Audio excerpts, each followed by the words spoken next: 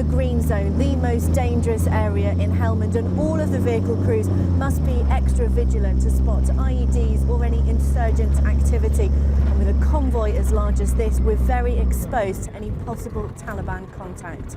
Well, Kaija Larke's here to tell us more about that. Kaija, what further details do you have? Well, the road where the attack happened, Squires Hill, is a well-trodden running route for military personnel based at RAF Marham. It's very close to the married quarters. Well, one Royal Welsh are operating around Nadi Alley. That for them was the focus of Operation Moshtarak, and that's where these latest discoveries were made. I can't say exactly where we are at the moment, but we're not far from the Kuwaiti border, just inside Iraq.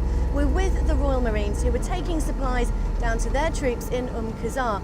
Today is the latest in a long line of hearings to decide whether a fresh inquest would be granted into the death of Private Showreel James. Well, this is the bazaar in the centre of Showreel. The fact that it is open and that people are trading does show that security has improved since Operation Moshtarak began. Well, this is the control room of the Al Rossa Russian submarine. We are the first foreign journalists ever to be allowed to film on board. Although this is a NATO rescue exercise, it's also an opportunity for Russia to show it's put the past behind it.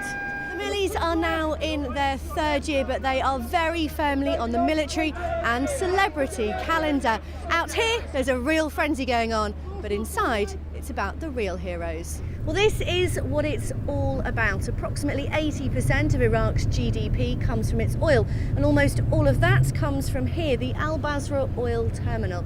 We've heard from a number of witnesses today who arrived at the gate that Showreel was guarding on the morning that she died. By deploying these troops back into Helmand, are we at risk, do you think, of being drawn back into a conflict there? Well, I don't think so. I think... Kaija, tell us more. Well, you may remember in 2014, the Al Swedi inquiry. It was a public inquiry set up to report on allegations that British soldiers had mistreated Iraqis, particularly civilians. We've just made contact with the Portuguese submarine, what's known as mating. We're just over 100 metres below the surface of the sea right now. And if this was for real, the guys who are about to open this hatch might not know exactly what's going to greet them below, or how many casualties they could be dealing with.